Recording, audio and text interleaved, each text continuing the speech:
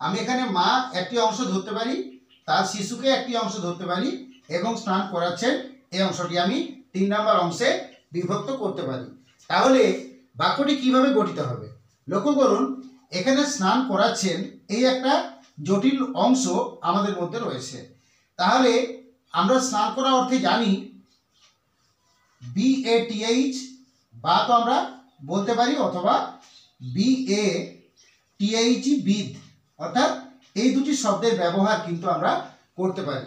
তাহলে এখন সমস্যা আসবে আমাদের মধ্যে যে এই ক্ষেত্রে আমরা BATH বাদ করব না BATH বিদ করব। বাট তার পূর্বে কিন্তু আমাদেরকে জানতে হবে BATH বাদ এবং BATH বিদ এই দুটো শব্দের মধ্যে পার্থক্য কি। জাস্ট আপনাদের সামনে বিষয়টি আমি উপস্থাপন করার চেষ্টা করছি। দেখুন, BATH বাদ হলো নাউন, কিন্তু BATH বিদ এটা হলো ভার্ব। তাহলে বাদ কখন ব্যবহার করব আর বিদ কখন ব্যবহার করব?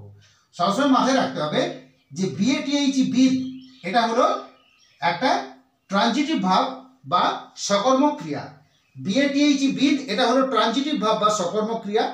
আর BATH বাদ হলো কি? এটা হলো ইন্ট্রানজিটিভ ভার্ব বা অকর্মক ক্রিয়া। কিভাবে হবে? আমরা BATH বিদকে ট্রানজিটিভ ভার্ব বা সকর্মক ক্রিয়া বলবো এবং এই বিদ ভার্বের যেটা ইন্ট্রানজিটিভ রূপ সেটা হলো BATH বাদ। এই বাদকে আমরা সরাসরি প্রয়োগ করব না। কিভাবে প্রয়োগ করব?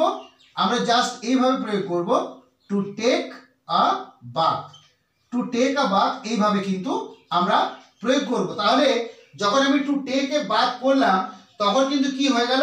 এটা কিন্তু ইন্ট্রানজিটিভ ভার্ব বা অকর্মক ক্রিয়া হিসাবে বাক্যের মধ্যে ব্যবহৃত হচ্ছে। কিন্তু বেদ শব্দটি যখন বাক্যের মধ্যে ব্যবহৃত হচ্ছে তখন সেটি টিভি অর্থাৎ ট্রানজিটিভ ভার্ব হিসাবে বাক্যের মধ্যে ব্যবহৃত হচ্ছে।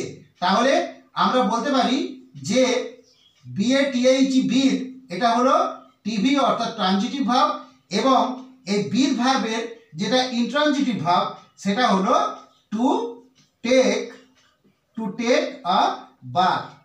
টু টেক আ বাথ যখনই করলাম তখন এটা কি হয়ে গেল? Intransitive verb.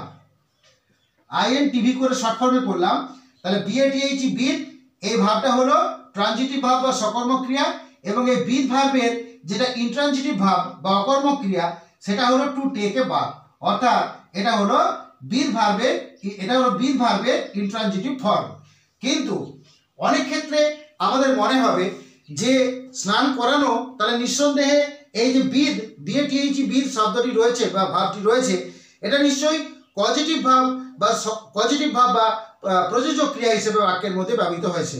কিন্তু এই ক্ষেত্রে ধারণাটি ভুল। এই BATH বিদ কিন্তু এখানে পজিটিভ ভার্ব বা প্রযোজক ক্রিয়া হিসাবে বাক্যের মধ্যে ব্যবহৃত হয়নি। এটি কিন্তু ট্রানজিটিভ ভার্ব বা সকর্মক ক্রিয়া হিসেবে বাক্যের মধ্যে ব্যবহৃত হয়েছে।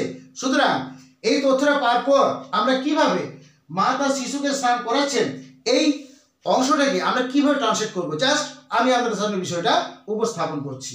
দেখুন, তাহলে আমি বলবো এইভাবে,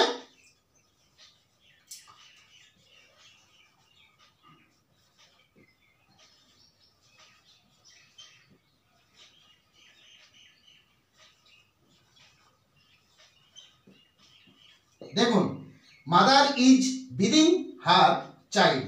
তাহলে মাদারটা কি হলো? সাবজেক্ট।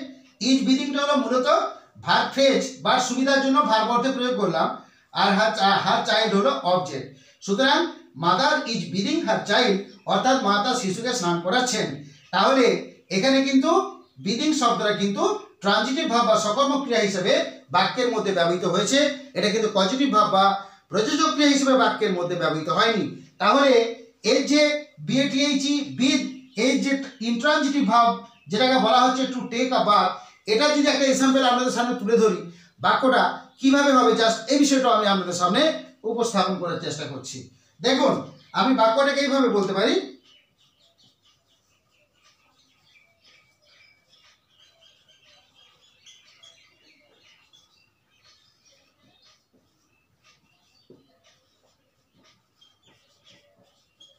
দেখুন আমি বলেছি আমি টেক আ বাথ স্নান করি ডেইলি প্রত্যহ ইন উইন্টার শীতকালে আমি প্রত্যহ স্নান করি।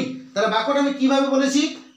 আমি টেক আ বাথ স্নান করি ডেইলি প্রত্যহ ইন উইন্টার শীতকালে। দেখুন এখানে আরেকটা হলো কি, আরেকটা হলো সাবজেক্ট, টেক আ বাথ, এটা হলো ইন্ট্রানজিটিভ ভার্ব বা অকর্মক্রিয়া।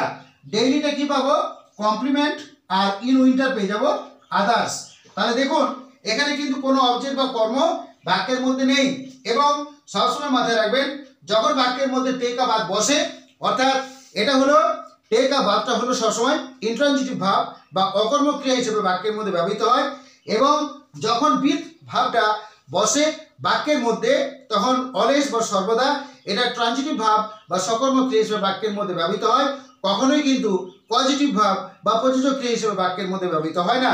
সুতরাং এই সূত্রটা ধরলেই আমরা সহজেই ট্রান্সলেশন করতে পারবো মাতা শিশুকে স্নান করাচ্ছেন, অর্থাৎ মাদার ইজ বিদিং হার চাইল্ড, এটা হলো তার সঠিক আনসার।